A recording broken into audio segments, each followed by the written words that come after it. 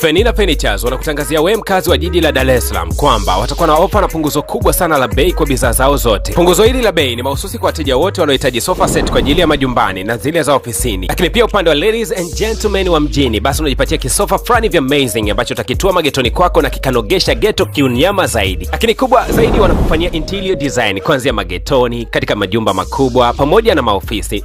Bwana unangoja nini? Tutembelee sasa Fenina Furnitures kwa ubora wa kazi yako. Na wanakwambia kwamba delivery ni free kwa wakazi wote wa jiji la Dar es Salaam. Watafute sasa kupitia namba za simu za 0775026557.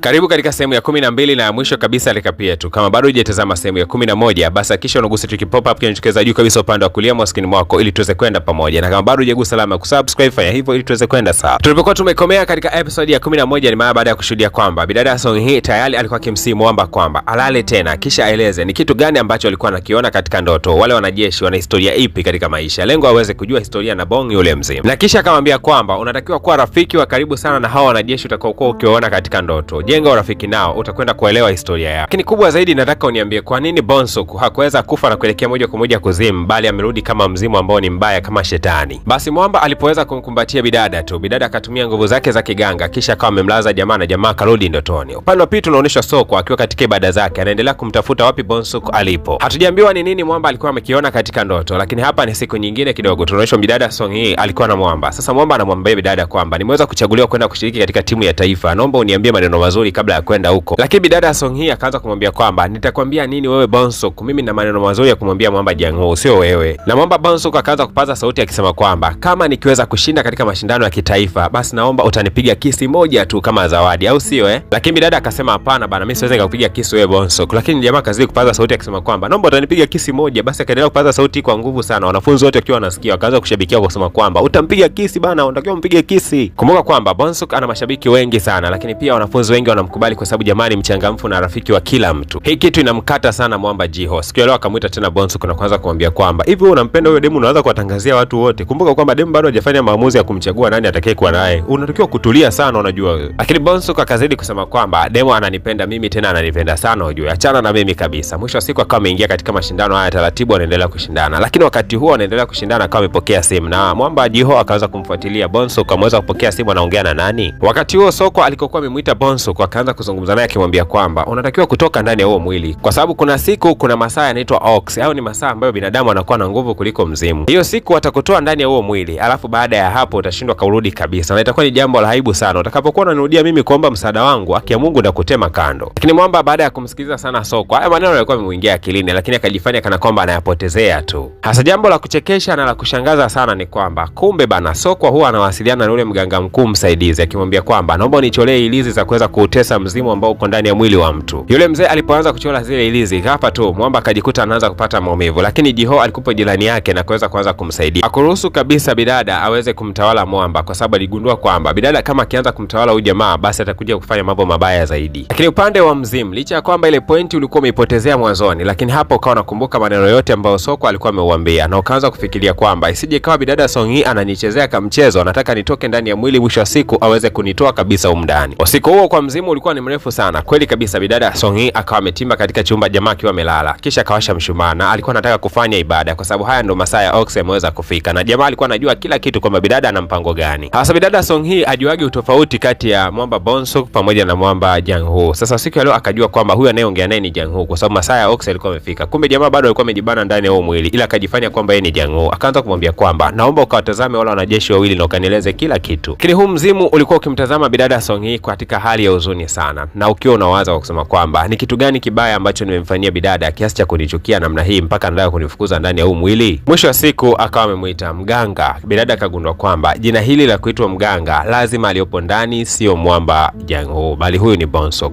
Kesho yake mapema na alfajiri wakiwa wameelekea shuleni, siku ya leo ilikuwa ni minuniano tu, kwa sababu dada alikuja kugundua kwamba wakati wote kumbe alikuwa akizungumza na Bong-sook na sio mwamba Jang-ho. Lakini mwamba Bong-sook hajazoea kabisa kununiana na mtu, akawa amemshika bidada mkono na kisha moja kwa moja akawa anaelekea katika maeneo fulani vile mwamba mkavu sana, na huu mwamba ulikuwa na maandishi. Kisha akaanza kusema kwamba ninaweza nikakuelezea historia hiyo ya wao wanajeshi wawili ambao unataka kuona. Anasema yule mwanajeshi mkubwa alikuwa ni Bong-sook, lakini mwingine alikuwa anaitwa Jonso. Lakini katika uwanja wa vita mwamba Jonso alikuwa amepigwa risasi, na wakati anaelekea kufa akamsii Bong Bonsuk kwamba aipeleke shilingi moja ya thamani sana kwa mama yake mzazi, kwa mama yake na Mwamba Jonso. Lakini kwa bahati mbaya ni kwamba Bonsuk naye aliweza kuuliwa katika maeneo hayo ya vita. Akuweza kutimiliza ile ahadi ambayo alikuwa ameambiwa na huyu Jonso. Akasema na kwa kitendo kile cha kutokuweza kuitimiliza ahadi, basi roho yake iligoma kabisa kuweza kupokelewa kwa sababu alikuwa na deni duniani. Na kutokea wakati huo mzimu wa Bonsuk ulikuwa tayari kutumika na mtu yeyote yule mwenye lengo baya au lengo zuri. Lakini kwa bahati mbaya ni kwamba ulikuwa ukitumiwa na watu ambao walikuwa na malengo mabaya. Lakini wakati Mwamba Bonsuk anaondoka katika eneo hilo, alikuwa ameacha pete katika maeneo haya, kisha akawa amewaita na kuambia kwamba anaomba ongozane naye waweze kuondoka katika eneo hilo. Bidada Sokwa kama kawaida yake, kumbuka kwamba anashirikiana na huyu mganga mkuu msaidizi. Siku ya leo akawa amemfuata kisirisiri na kumwambia kwamba anahitaji ilizi ambazo umeweza kunitengenezea. Lakini kwa bahati mbaya, kumbe huyu Mwamba alikuwa amtengenezea ilizi, bali alikuwa anamuingiza katika choo cha kike kwa maana ya mtegoni. Na mwisho wa siku mama yake Bidada Songhee akawa amemfuta uwezo wa kiuganga yule Bidada Sokwa, kwa sababu alikuwa hana sifa hizo tena, kwa sababu anatamaza kuendelea kufanya bado mambo mabaya. Na siku ya leo akiwa amefukuzwa pale nyumbani, basi alielekea mitaani. Lakini wakati anaendelea kupita mitaani, akaweza kufanikiwa kumwona yule mwanamke kichaa ambaye wakati mwingi anabebaga mdoli ambao ni nafsi. Akawa ameutamani sana mdoli na kusema kwamba kama nikiiba hiyo nafsi naweza nikapeleka katika ile jumba la mizimu na kuanza kuilea na ikawa nafsi ambayo nikaitegemea zaidi. Kumbe hapa ndio utakuwa umeelewa ni kwa nini Bonsuk alikuwa ni mtu mbaya, kwa sababu huwa bidada ana mtindo wa kuiba nafsi na kisha anaenda kuzilea na kuzifundisha matukio mabaya tu. Ni kweli siku ya leo alikuwa amefika katika ile jumba la mizimu, lakini alipofika alishangaa sana kuona kwamba yule rafiki wa karibu sana na Bidada Songhee alikuwa naye ametimba katika mitaa hii. Na swali ni moja tu kwa kimuuliza bidada kwamba je, inawezekana kabisa kumrudisha Mwamba Janghu katika hali yake ya kawaida? Bidada Sokwa akatumia hii kama fursa, akamwambia kwamba njia ipo ya kuweza kumtoa Janghu katika mwili ule ambao unamilikiwa sasa hivi na ule mzimu. Unatakiwa kutumia pete ya silver ile ambayo inatumiwa sana na ule mzimu. Ni muhimu sana. Na kwa sababu Mwamba alikuwa amemwona ule mzimu akiwa anaifukia ile pete sehemu, basi moja kwa moja akatimba katika lile eneo na kwenda kuichukua ile pete. Baada ya kuichukua moja kwa moja akaipeleka kwa Sokwa na kusema kwamba naomba uchukue huo mzimu na uweke humo ndani. Kamwe kabisa usije kumrudia Mwamba Janghu. Sababu kubwa ya Mwamba Songhee kuweza kuyafanya haya yote ni kwa sababu ana wivu sana na bidada, na huu mzimu ni kwamba unaonesha mapenzi yake hadharani kabisa, kuonesha kwamba unampenda sana bidada, na hii kitu ni kama imesababishwa na wivu wa mapenzi yeye kuyafanya haya yote. Sasa akaanza kumchungulia Sokwa anafanya nini na ile pete ndani ya ule mjumba wa mizimu. Baadaye kidogo Sokwa akaonekana kuichukua ile pete kisha akaanza kuipiga na nyundo, na kadri anavyozidi kuipiga na nyundo Mwamba kama ameshtukia kwamba amefanywa mchezo. Ikabidi kumpigia simu Bidada Songhee na kumwambia kwamba ni kama nimefanywa mchezo huko, sijui nini kinachoendelea huko nyumbani. Kumbe bana, huko hali ilikuwa ni mbaya sana, kwani jamaa alikuwa akiugulia maumivu makali sana. Na kwa kitendo kile cha bidada kuweza kuipiga ile pete na nyundo ni kwamba alikuwa akiuita mzimu ambao unahusika katika kuzichukua nafsi za watu kuzipeleka sehemu husika. Hakuna asiyependa Bonsuk kuweza kupelekwa kuzimu, lakini mbaya zaidi ni kwamba atakapokuwa anaelekea kuzimu kutokea ndani ya mwili wa Mwamba Janghu, basi hata Janghu anatakiwa kufa. Bidada Sokwa anayafanya haya yote kulipa kisasi kwa huu mzimu ambao umeweza kumsaliti, lakini mbaya zaidi hao wengine wanapambana kuhakikisha kwamba wanamlinda Mwamba Janghu. Kadiri nyundo zilivyozidi kupigwa, mwisho wa siku malaika mtoro akawa amefanikiwa kufika mpaka hapa ambapo Bonsuk alikuwepo. Ikabidi wafanye juhudi za haraka sana kumfunikia na vitambaa ambavyo vilikuwa vimeandikwa maneno ya kiilizi, kisha wakafunga milango yote na hapa wakatia vizigeti vingi sana. Kwa huyu malaika mtoro hakuweza kabisa kumuona Mwamba na kuingia huko ndani. Lakini Bonsuk alipoweza kuamka tu akaanza kujiuliza, ni kwa nini mimi nataka kuishi kama binadamu ila nateseka kiasi hiki? Lakini baadaye akaenda kuchukua kile kitabu ambacho kilikuwa kina maandishi ya Kichina, akagundua kwamba njia ya kuweza kumzuru demon ni njia pia ya kuweza kumzuru binadamu. Hasa Mwamba Bonsuk kwa sababu amegundua kwamba adui yake mkubwa ni Sokwa, ikabidi kuanza kumfanyia maonyambesi huko aliko. Akawa anasoma baadhi ya maandishi, na baada ya kuyasoma haya maandishi hali ya bidada Sokwa ikazidi kuwa mbaya sana. Na aligundua wazi kwamba kama akiendelea kuleta mchezo basi atajikuta anapoteza maisha katika hili jumba la mizimu. Hakuwa na chaguo lolote zaidi ya kurudi kwa mama yake Lendeko, ni kwenda kumwomba msaada amkomboe katika matatizo haya. Lakini aliporudi nyumbani akashangaa kuona kwamba mama yake ndio alikuwa na hali mbaya zaidi. Kumbe mama huyu alikuwa amemuunganisha bidada Sokwa katika mwili wake. Kwa Sokwa alikuwa akipata matatizo, mama huyu pia alikuwa akipitia matatizo. Lakini Mwamba Bonsuk wakati anaendelea na hiyo ibada yake akashangaa kusikia kwamba kuna mtu analia sebleni akiita mama mama mama. Akaja kugundua kwamba huyu ni Bidada Songhee. Ina maana kwamba Sokwa alikuwa ameunganisha mwili wake na huyu mwanamama. Baada ya Mwamba kuacha kuifanya ibada hiyo, ghafla tu ule mwanamama akawa ameamka na kisha moja kwa moja akawa anazama katika chumba ambacho anapatikanika Mwamba Janghu akisema kwamba unataka kuniulia mwanangu, unataka kuniulia mwanangu. Basi akaendelea kufoka sana. Lakini Bidada Songhee akawa anampokea sana mama yake na kumwambia kwamba hivi unajua kwamba mapito yote na maumivu yote unayoyapitia ni kwa sababu ya huyo mtoto wako ambaye unamlinda kila wakati. Siku ya leo Bidada Songhee alifanya maamuzi magumu sana, na katika maamuzi magumu hayo ni kuweza kukisi na huu mzimu. Baada ya kukisi na huu mzimu ni kwamba mzimu huu utahamia ndani ya mwili wa Bidada Songhee. Tunaoneshwa ni miezi miwili iliweza kupita mbele. Bidada Songhee hakuweza kuonekana ni wapi alipokuwa anapatikanika. Mama yake mzazi alipata pressure kusikia kwamba mwanae ameweza kutoweka, hivyo alifariki naye katika kipindi cha hiyo miezi miwili. Kwa hiyo waliokuwa wamebakia duniani alibakia Mwamba Janghu pamoja na Bidada Sokwa. Ila Sokwa alikuwa anaamini kwamba Bidada Songhee bado yupo, na alikuwa akimsihi Mwamba na kumwambia kwamba siku moja ukiota ndoto usisahau kumuuliza Songhee ni wapi ambapo yupo na atakujibu katika ndoto. Na atakapokuwa amekujibu wewe utakwenda kuniambia wapi alipo Songhee. Lakini Mwamba Janghu kuna ndoto ambayo anayotaga mara nyingi sana na haelewi ndoto kwa nini inaota kwa kuirudia mara nyingi sana na hajawahi kumwambia mtu yoyote, hata huyu Sokwa. Lakini Mwamba akawa anajiuliza ni kwa nini naota ndoto za mazingira ambayo sijawahi kuyaona wala sina uhusiano nayo. Hapa akaja kugundua kwamba kuna uwezekano mkubwa ni kwamba yeye ndoto anazoziota ni ndoto za mtu mwingine kabisa, na bila shaka atakuwa ni bidada Songhee. Hapa Mwamba Jang-woo akaja kugundua kwamba bidada Songhee anaishi katika ulimwengu huu, ila amejifungia sehemu moja ya mbali sana, na huko hataki kabisa kukutana na huyu Mwamba Jang-woo kwa sababu anahofia kwamba katika hali ya kuwa mzimu siku moja atakuja kumuua huyu jamaa. Kwa hiyo hili kuangalia usalama wa Mwamba Jang-woo huwa anaangalia kupitia ndoto. Kwa hiyo Jang-woo anahisi kama anaota ndoto asizoweza kuzidiwa, kumbe kuna mtu ambaye yeye ndo anamwangalia yeye. Na yote hii imesababishwa na lile kisa alilokuwa amempiga Mwamba, iliweza kuhamisha ule mzimu wa Mwamba kuhamia moja kwa moja kwa bidada. Kwa bidada ana mzimu ndani yake na ana wasiwasi kabisa kwamba mzimu huu utakuwa hujafurahishwa kabisa kuweza kuhamia katika mwili wake yeye. Mwamba alipokuja kugundua jambo hili alijisikia huzuni sana. Kumbe bidada amebeba msalaba wake yeye mwenyewe na anateseka sehemu. Kabidi Mwamba moja kwa moja kujiongea mpaka kwenda kwa mganga mkuu msaidizi, kisha akawa anamueleza kila kitu kwa kusema kwamba ninahisi kabisa kwamba bidada Songhee yuko jirani sana na mimi katika maisha yangu, kwa sababu kila anachokiwaza na kila anachokifikiria naona kama mimi ndo nayekifikiria. Lakini mganga mkuu msaidizi akamsimu Mwamba na kumwambia kwamba anatakiwa kukutana na bidada Sokwa waweze kujadiliana nini ambacho wanaweza kufanya kuhakikisha kwamba bidada Songhee anakuwa yuko salama. Sokwa akamwambia Mwamba Jang-woo kwamba wanatakiwa kurudisha ule mzimu ambao ulikuwa umetoka katika mwili wake, unatakiwa kurudi tena, ndio bidada Songhee atakuwa yuko salama huko aliko. Mwamba Jang-woo akiwa anajua wazi kabisa kwamba kwa kitendo cha kufanya vile basi ule mzimu utatamani sana yeye aweze kufa na haukuwa na namna yoyote ile. Basi Mwamba akaamua kubali kufa kwa ajili ya bidada Songhee ili aweze kuwa salama. Akasema kwamba nipo tayari kurudisha ule mzimu. Basi bidada Sokwa akawa amechukua basi ilizi na kumwekea Mwamba usoni, kisha ule mzimu ukawa umehamia ndani ya mwili wa Mwamba Jang-woo. Kwa hiyo kule bidada Songhee aliko ataanza kujisikia vizuri na kujihisi katika hali ya ubinadamu kabisa. Lakini jambo la kuchekesha ni kwamba huu mzimu uliporudi katika mwili wa Mwamba Jang-woo ukasema kwamba nimechoka kuisumbua miili ya watu, sasa nahitaji kufa, lakini sihitaji kufa peke yangu. Bidada Sokwa alitambua wazi kwamba huu mzimu hauhitaji kufa peke yake, means unataka kufa na bidada Sokwa. Ikabidi kuchukua pesa zake zote na kumtumia ule mganga mkuu msaidizi, akijua kabisa wazi kwamba mzimu huu kwa sasa hauna masiala kabisa, lazima Sokwa atangulie mbele za haki. Bidada Sokwa hakuwa na chaguo lolote lile, akajisemea kwa kwamba kama mama yangu aliweza kufa kwa sababu alikuwa amejiunganisha na mimi ili aweze kunilinda mimi, leo hii mimi ni nani ambaye siwezi kufa kwa ajili ya kumlinda bidada Songhee? Acha tu nilipe fadhila kwa kuweza kuungana na huyu Mwamba kuweza kutangulia mbele za haki. Wakaanza kupiga ibada ya kujiombea wao wenyewe kupumzika kwa amani. Mwisho wa siku ile mizimu ikaanza kuyatikisa mambo. Basi bana, alikuja ule mganga mkuu msaidizi kwenda kuingia hapa ndani, lengo aweze kumzuia bidada Sokwa asiweze kujua na Mwamba Jang-woo. Lakini Mwamba Jang-woo kwa kutumia mkono wake uliokuwa na damu akaenda kufuta katika maeneo ya mlango, na hii ilikuwa inamaanisha kwamba alikuwa amepiga loki ya ndani. Basi wakawa hawana namna yoyote zaidi ya kusubiria taarifa za msiba wa watu hao wawili. Moja kwa moja tunaonyesha huku bidada Songhee sasa ndo anaonekanika akiwa katika usingizi mzito. Kumbe wakati huyu Mwamba alikuwa akitoka katika mwili wake, yeye alikuwa ameingia katika usingizi mzito sana, na kando yake aliweza kukuta ujumbe ambao ulikuwa umeandikwa vyema kabisa na bidada Sokwa, akimwomba msamaha sana katika yote aliweza kuisababishia familia yake. Kisha akasema kuwa kama mama aliweza kujitoa kwa ajili yangu, basi mimi sina namna zaidi ya kujitoa kwa ajili yako mdogo wangu. Bidada Songhee aliumia sana kusoma ule ujumbe na hakuwa tayari kabisa kuweza kumpoteza dada yake na huyu mpenzi wake anayefahamika kama Jang-woo. Akaomba sana kwa mizimu, lakini kwa bahati iliyo njema ni kwamba mzimu wa mama yake ulikuwa umejitokeza na jeshi kubwa sana. Wakambatana moja kwa moja kuelekea ndani ya lile jumba la mizimu, lakini huku upande wa ndani ni kwamba bidada Sokwa alikuwa anazidi kujiombea ibada ya kwamba atangulie mbele za haki kwa amani. Bidada alipoweza kufika katika lile jumba la mizimu hakutaka kuuliza swali lolote, aliweza kuingia ndani mpaka ndani kabisa, kumbuka kwamba ana nguvu zaidi kuliko hao wengine wote, na akaweza kumkomboa dada yake Sokwa. Lakini kipengele ikawa kwa Mwamba Jang-woo kwa sababu ndani yake ana mzimu ambao mzimu huu hautaki kufa peke yake. Bidada akausii mzimu na kuambia kwamba naomba ufe peke yako kwa sababu wewe ndio unastahili kufa, usitaki mtu mwingine aweze kufa kwa ajili yako. Naamini kwamba ulikuwa ni mwanajeshi mzuri, hebu timiza ahadi zako na viapo vyako. Maneno haya ya kijasiri kutokea katika kinywa cha bidada Songhee yakaweza kumtia nguvu huu mzimu na kusema kwamba nipo tayari kupumzika kwa amani. Kisha ukawa umetoka mwili wa Mwamba Jang-woo, na baada tu ya kuweza kutoka mwili wa Mwamba Jang-woo basi wakafanya ibada ya kuweza kuiombea roho ya Mwamba huyu msoja ambaye alikuwa ni mzimu ili ikapumzike kwa amani. Na ibada ilipokuwa imeisha, basi Mwamba Jang-woo akarudi katika hali yake ya kawaida na bidada alikuwa katika hali ya kawaida, wote wakaendelea kuishi kwa amani zaidi. Bidada Songhee akaendelea na shughuli zake za kuweza kuipumzisha mizimu kwa amani huko inakoelekea, na siku zote akazidi kumpenda Mwamba Jang-woo. Na huu ndio unakuwa mwisho wa tamthilia yetu nzuri sana. Kumbuka kwamba tamthilia inayofuata tangazo lake hili hapa.